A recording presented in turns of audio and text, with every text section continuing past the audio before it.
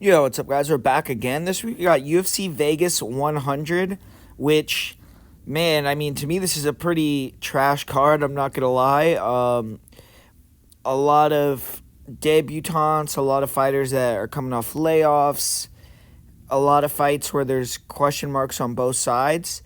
But like always, we're gonna give you guys the best breakdowns that we can give. I'm gonna give you guys a few betting advices in terms of some ways I think you can bet these fights and make some money.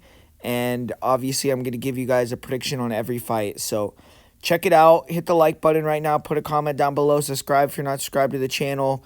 And patreon.com/everypredictionguru is the place to go for access to other breakdown and predictions from other promotions, from full access to all my bets and everything else. If you go there, you could check it out. You could make yourself some money. We just made some money on Wednesday on the Invicta card. But let's get in this first fight of the night here. Melissa Mullins taking on Claudia Saigula. Melissa Mullins, obviously, her last fight, that was a really rough loss. She went in there. First of all, she missed weight, and then on top of it, couldn't get the takedowns, ended up getting knocked out in the second round against her opponent there. And you see the age, 33 years old for Melissa Mullins. So she was 1-0 in the UFC prior to that loss. She had won quite a few fights. And I feel as if that loss really pushed her back, because now she has to get 2 or 3 more wins to get back in that kind of top 15-ish position. And it's going to have to start with Claudia Saigula. And a loss really will be rough for Melissa Mullins' career. But Claudia Saigula, I just wasn't impressed with her at all. She's younger. She's 25. Hasn't really been testing herself too much. She's been fighting real low-level competition. Her last fight, she fought in Fame in Poland, which is a promotion that's known for doing a lot of freak show fights, a lot of influencer fights. So it's not a super serious promotion. I'm sure she got a bag for fighting for them, but she fought in a custom rules fight, got the win there, and she weighed in at 148. So obviously she wasn't cutting weight. I don't know, how serious that fight really was. She looked good in the fight, and she definitely looks like she's improving.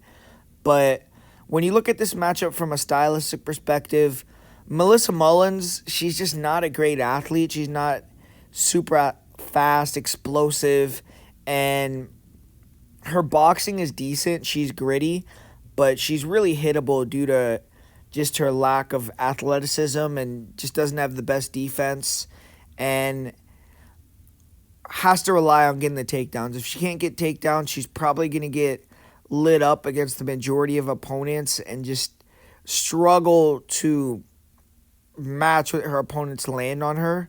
But Mullins is durable, gritty. You're going to have to really put it on her to get her out of there. She got head kicked her last fight, which is obviously a big strike to take, which forced her to get finished. It wasn't like she just crumbled in there. But her cardio really fell apart after she couldn't get the takedowns, and that was a little alarming, because if she can't maintain her gas tank for 15 minutes in a fight that she's forced to strike, she's not going to win very many fights at UFC level. But if Mullins gets on top, she has no submissions, but she actually, in my opinion, has a pretty good submission game, and her ground and pound is on point. She's aggressive with the ground and pound. She's got 3 ground and pound finishes.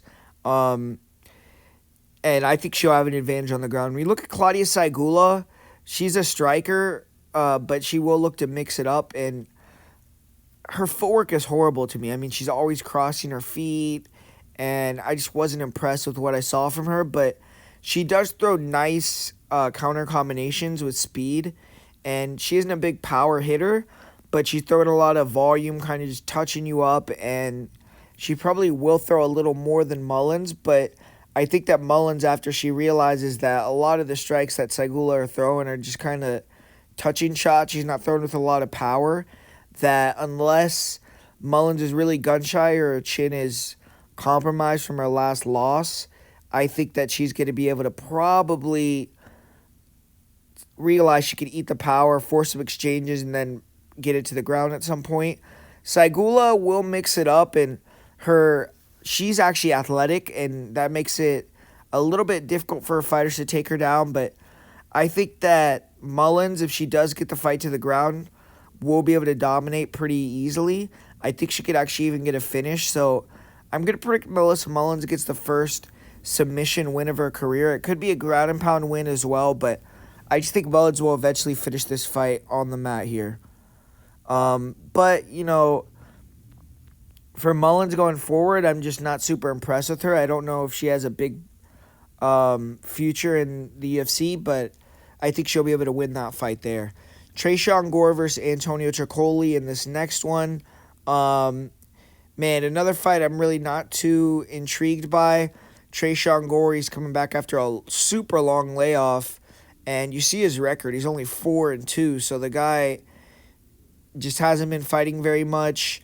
One thing about him that I don't really know about is he's had some issues with weight cutting, and now he's going back down to 185. I think that he's not a big 185er at all. It's just hopefully he's with the right people, professionals that help him cut the weight good, and he's not compromised anything like that, because I do believe he's had some rough weight cuts in the past. And for Tricoli, he has better circumstances. He was coming off the long layoff like Gore is going to have to in this fight. The last time when he fought Shar Magomedov in his UFC debut, and that was like the third opponent for Tricoli in a matter of weeks, and he had a few canceled fights. He had to fly across the world. It was really short notice, so just had all the chips stacked against him on top of fighting a really good opponent in Shara, and obviously he ended up getting knocked out there in the third round, but he showed some toughness. He was able to survive for a while, and obviously we all know that Tricoli, when he fights, he's going to want to bring fights to the mat. But you look at these guys, I mean, I don't see either one being a great striker, but I guess I would edge the striking advantage for Tresha Gore. I feel like Tricoli is real stiff. He starts out fast. He has a long reach, and he can land maybe some rear crosses when he pushes you near the fence because you're a little afraid of the level changes. But at distance, he doesn't really offer anything at all. He's very hittable, and as he slows down, he doesn't pressure you as much. He's not backing you up near the fence as much.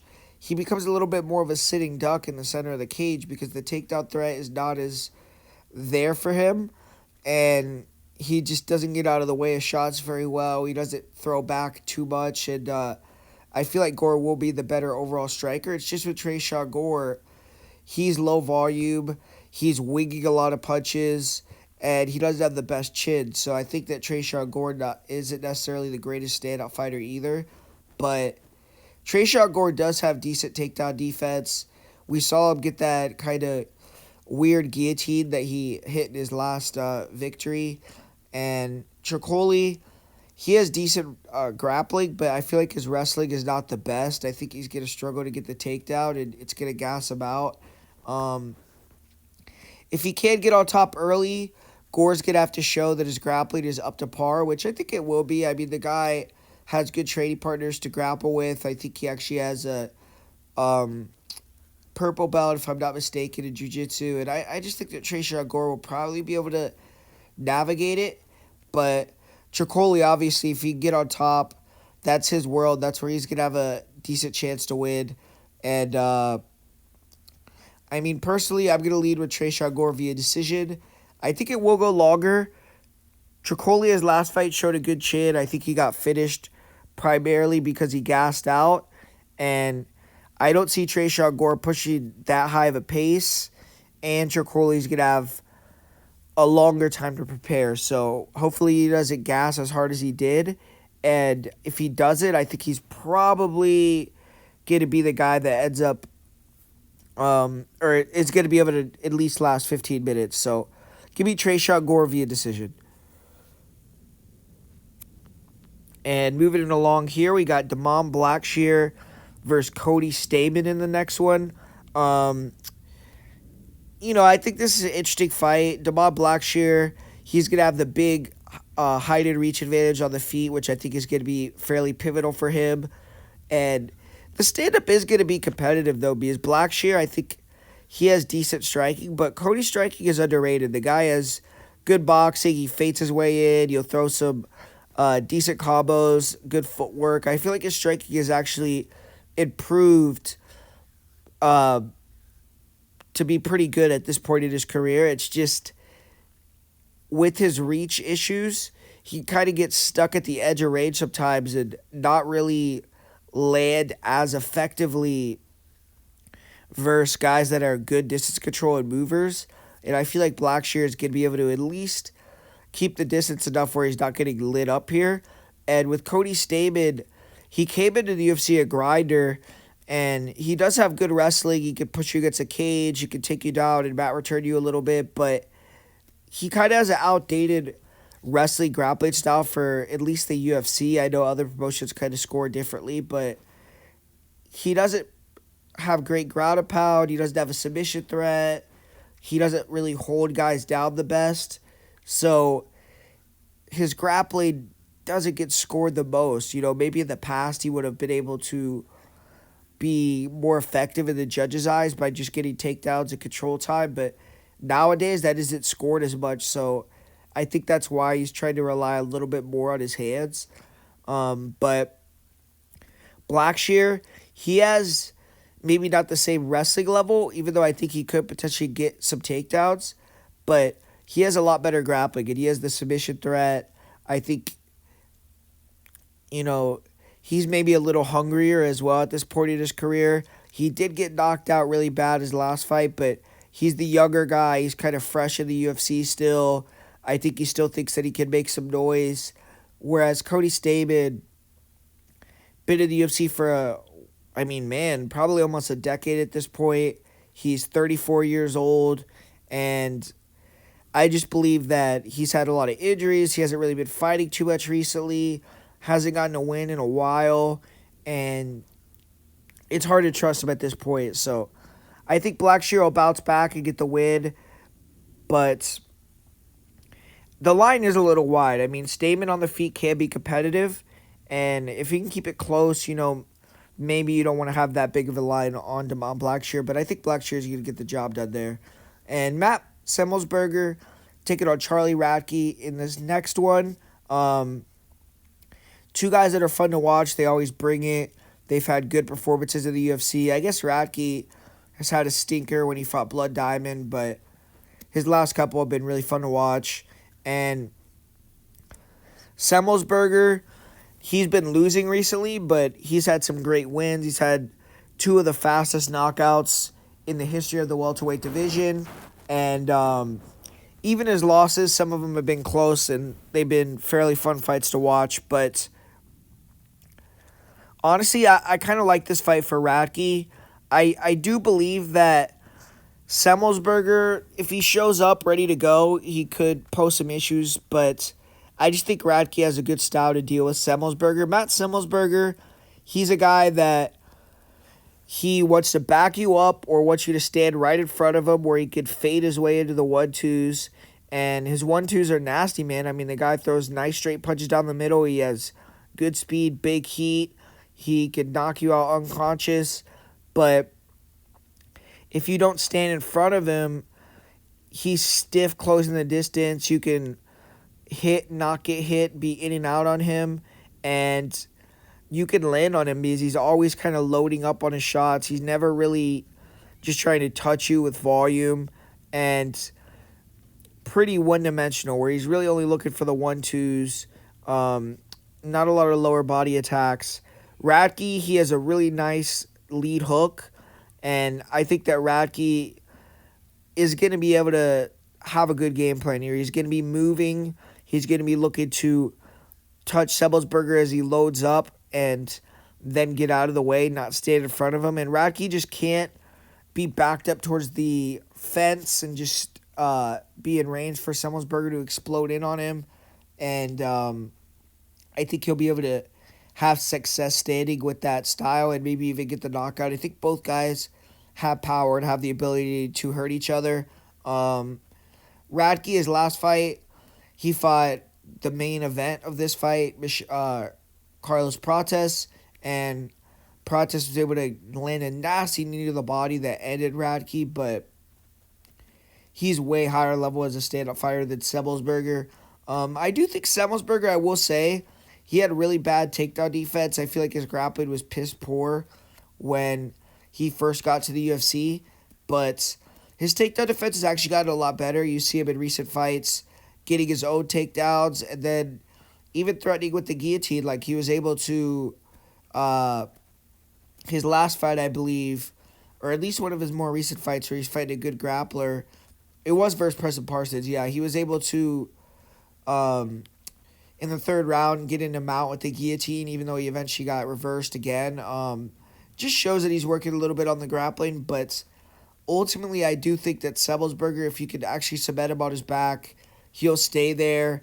And even though his offensive wrestling has gotten a little better, he doesn't hold guys down well. And you saw in his last fight, even when he can get into a dominant position with the grappling, he can eventually lose that, end up on his back, and just get held down. And Radke, I do believe, is the better grappler and maybe can make sense of takedowns. But I think a lot of people are overrating Radke's wrestling this week. I mean, Radke does have a nice blast double, but he really struggled to get down and hold down Blood Diamond, and I think that he might not necessarily be able to hit a lot of takedowns, but if he could hit one or two, it could differentiate himself in the fight, and maybe he could just push Semelsberger against the fence a little bit. So I think Radke could win either via knockout or via decision by mixing it up. So I just see him having more ways to win here.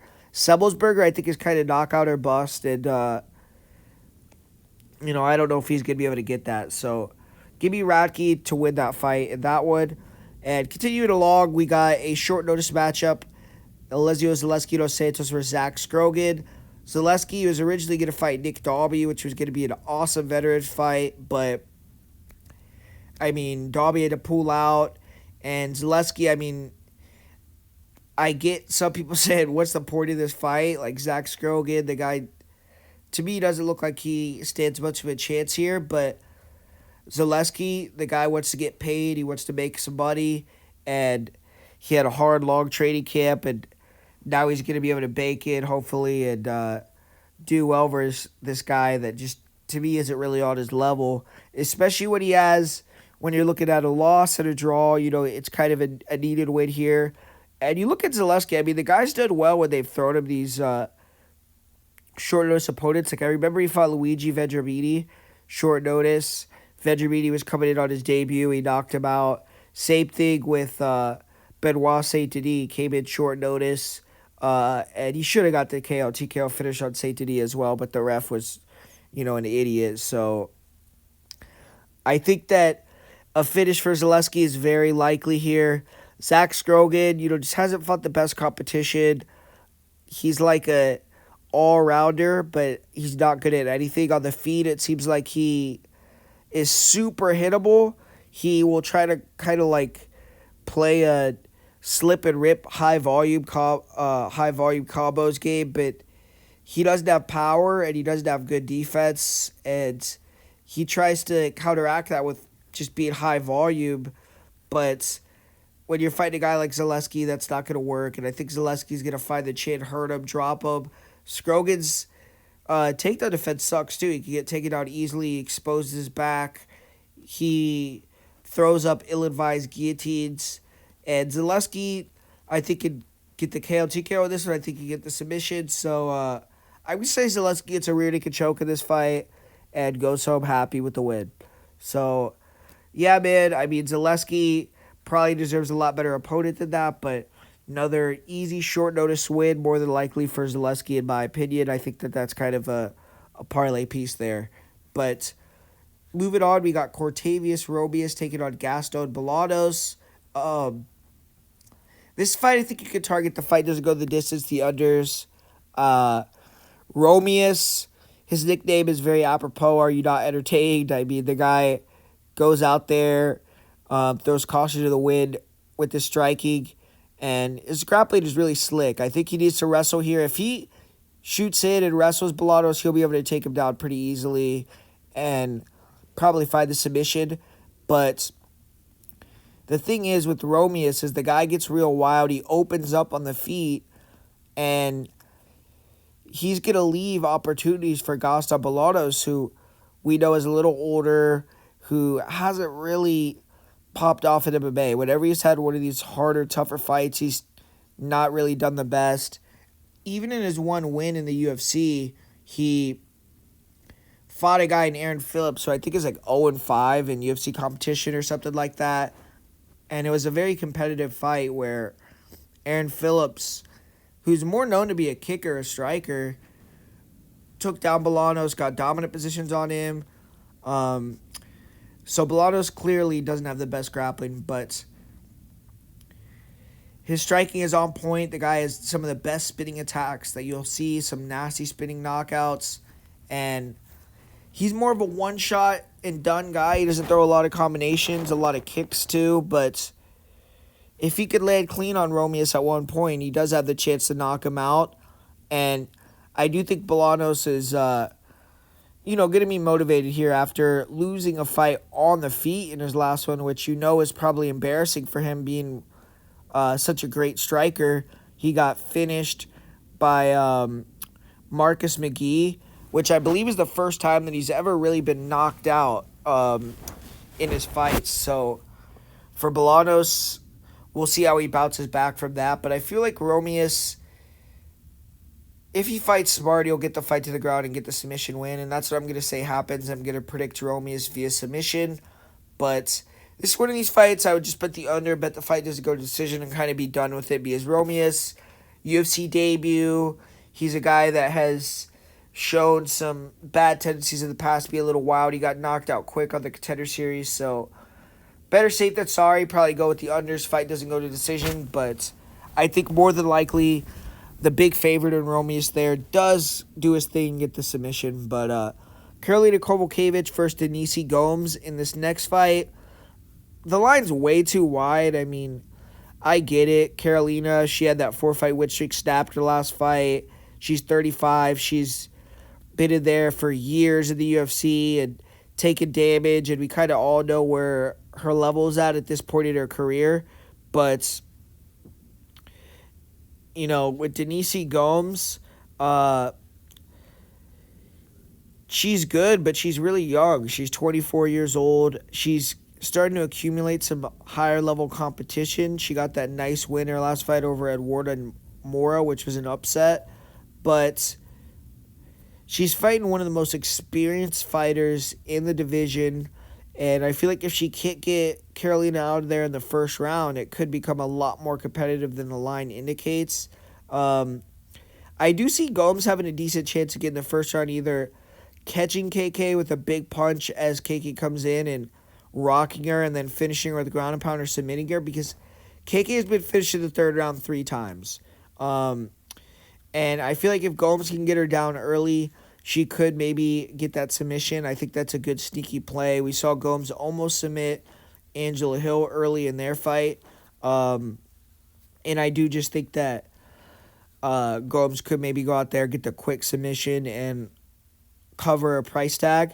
But if she can't get that finish in the first, and the takedowns aren't coming as easy for Gomes in the later rounds, and she has to strike, Gomes' striking is decent, but it's just all big looping one strikes at a time. And I think KK, if she can get inside that and get her volume going, get that counter check hook game going, she's going to be throwing more than Gomes, and she's going to be a little more active, more forward moving too. So I think that it could become a lot closer. It's just, I just can't trust KK at this point. I'm actually going to say Gomes gets the first round submission with a bold prediction here. So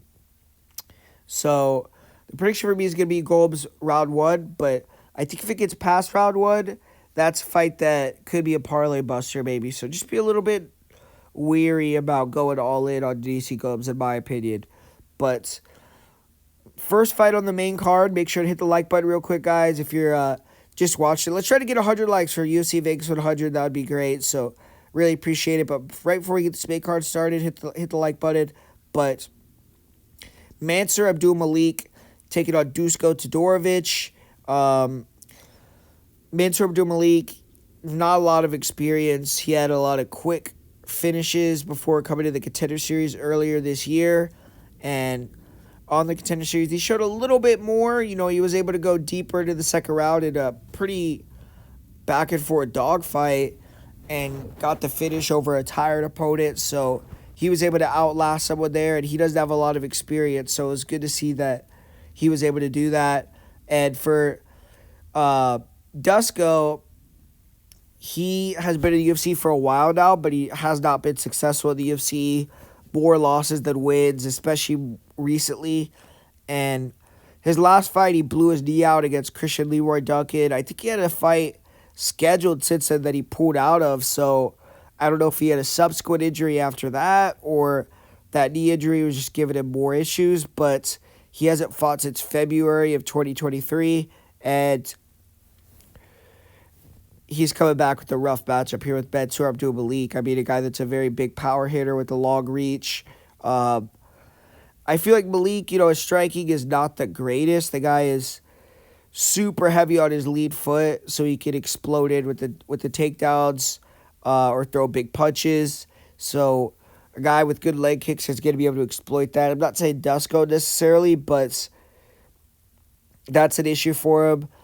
And he's just not super slick. Like, you're not going to see many feints from Mansour. You're not going to see, like, a lot of setups. He's more just trying to land the counter overhands or the counter straights.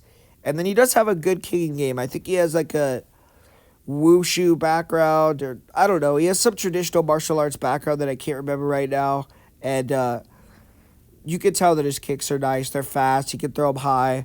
But he just doesn't have great setups for his strikes. And his takedown game is on point. He can wrestle fairly well. It's not elite wrestling, but it's good wrestling. I think he can take down Dusko. And his ground and pound is nasty on top. He has really nasty ground and pound. He can finish you off.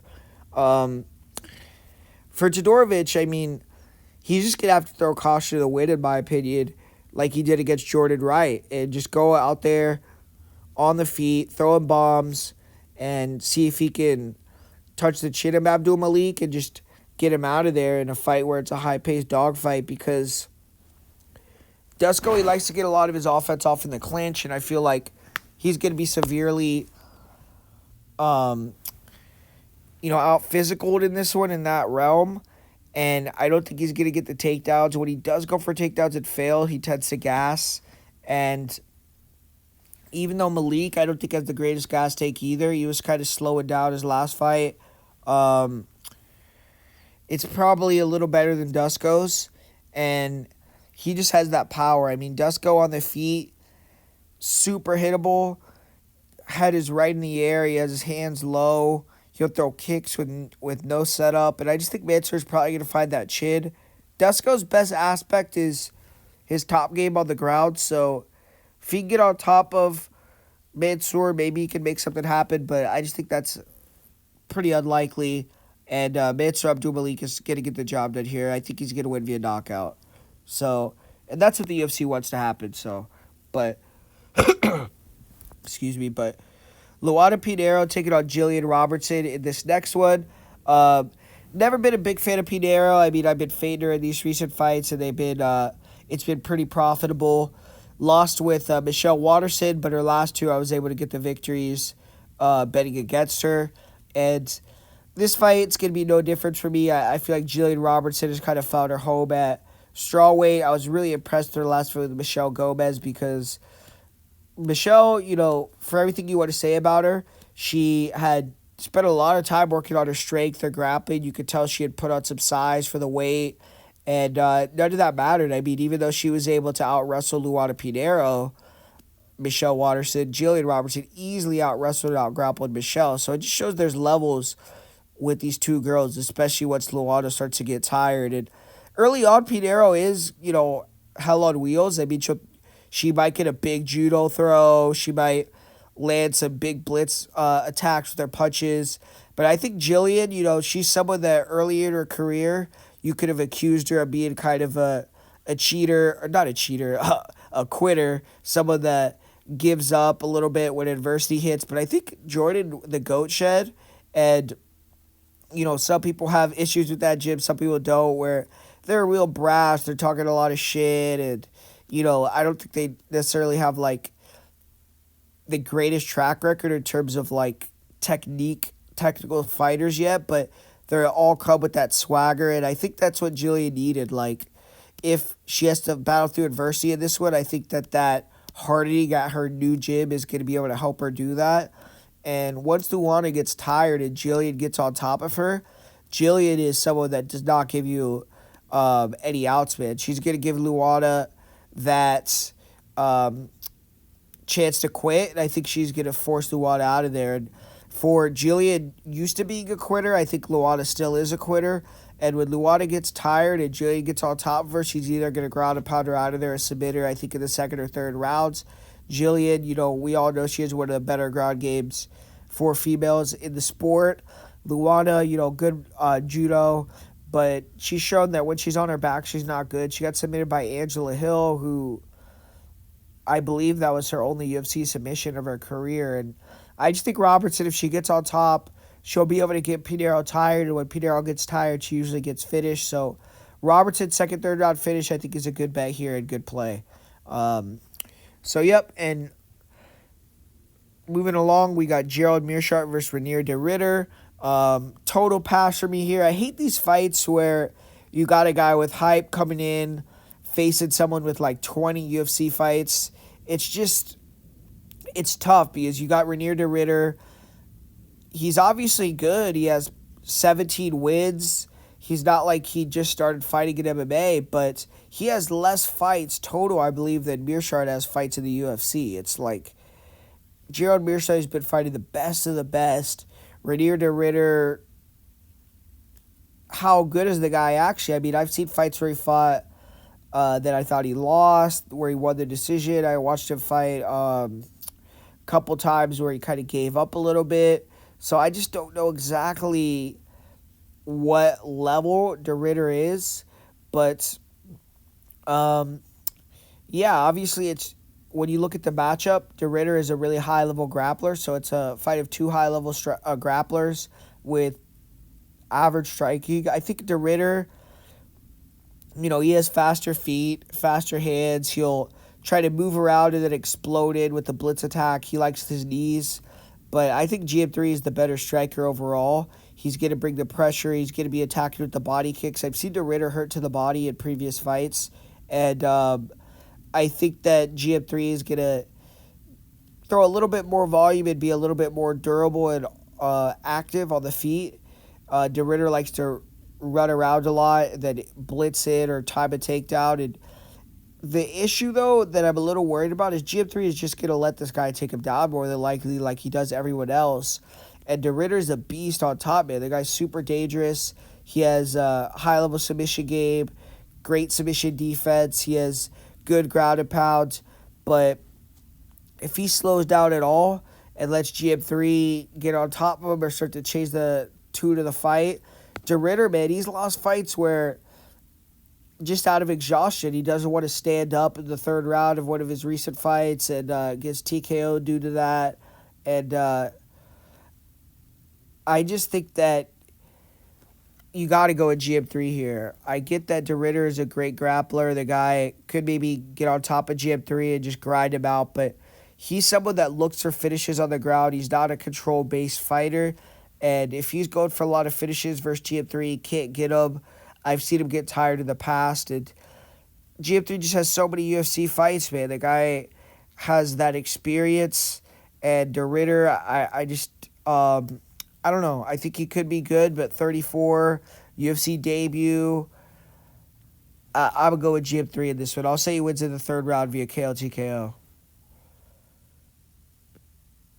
And co-main event time, we got Ricky Turcios versus Bernardo Sopaj, and kind of a mismatch here in my eyes. I mean, Turcios, never been a big fan of this guy. I remember I faded him when he fought Ayman Zahabi back in the day, which is a really sharp bet at hindsight because now you see where Ayman Zahabi is at. And at that time, Turcios was coming off the Ultimate Fighter weight. He was like a minus 400 favorite in that fight or something crazy. And Eamon got the victory over him and kind of exposed him. And Ricky hasn't gotten a win since then. I mean, he lost to Raul Rosas in his fight after that. And he was doing good in that Rosas fight, though, actually. But, just ended up getting caught after he almost choked Rosas out. And now he's taking on another younger guy in the division that's really skilled, that has a big future in the sport, and Bernardo Sopaj, and someone that's probably very motivated because Bernardo, his last fight, came in really short notice, and he was doing really well against someone that has proven to be a beast, Vinicius Oliveira. He was beating him, but he ended up getting caught once he fatigued and knocked out in the third. So he's 0-1 in the UFC, needs a win here. Tercios lost 2 UFC fights in a row. Both these guys have the motivation. It's just going to come down to who's the better fighter. Tercios, the only advantages I see for him here is cardio. I mean, maybe toughness, but even then, it's hard to say. I mean, Sopaj looks like a tough guy. Because on the feet, Sopaj has really nice striking. He's fluid, controls the distance well. He hits hard, mixes kicks and punches together, and I just think he's going to have a big advantage. Tercios has no hands.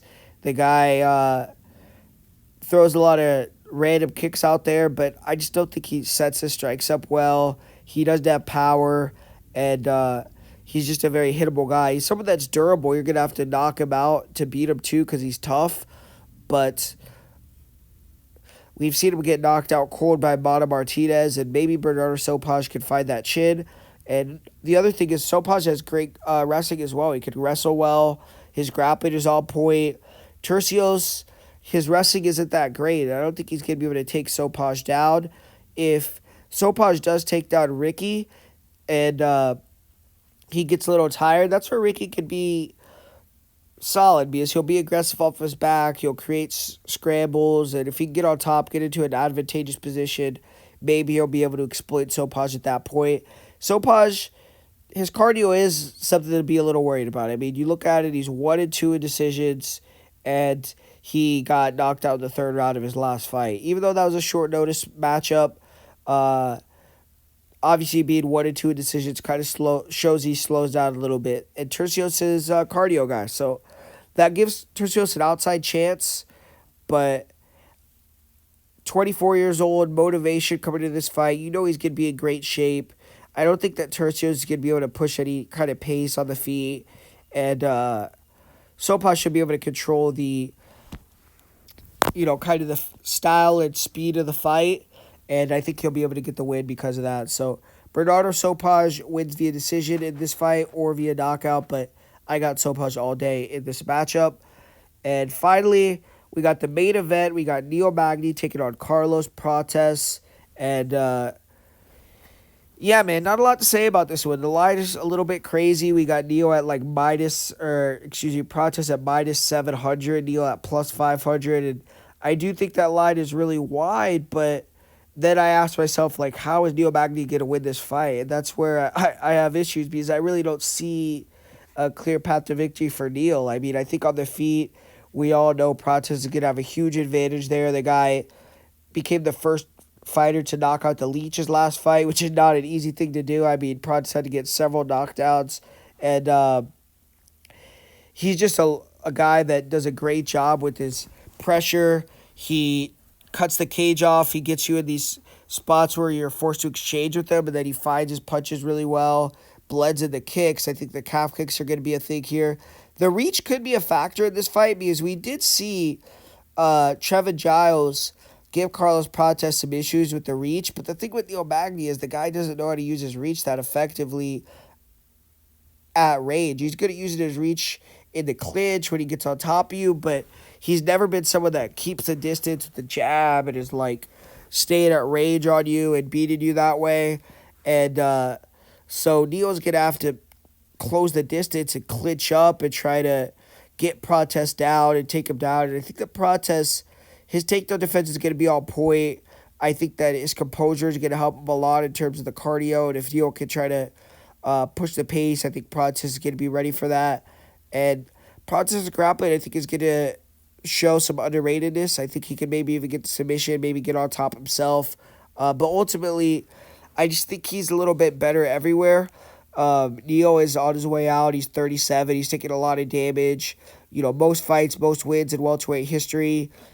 So many minutes in the octagon. Shout out to Neil, but I think that we're getting towards the end of the road for Neil Magny. And yeah, man. I mean, I just think Prates is going to finish him at some point. I'll say second round, third round finish by KO, TKO. But tell me what you guys think. I mean, if someone has a path to victory or a take for Neil Magny winning the fight, I want to hear it. So tell me what you think. If you think Neil's going to win, and just what you think about my picks in general, what you agree with, what you disagree with. But thanks for watching, guys. Hit the like button. Go to patreon.com/everypredictionguru to check out bets and other promotion breakdowns and predictions. And yeah, man, as far as my most confident pick on this card, I'll say Prates. For the parlay of the week on this one, I'm going to go with the parlay of the week of, man, I mean, so many crazy favorites, but I'll say Zeleski dos Santos,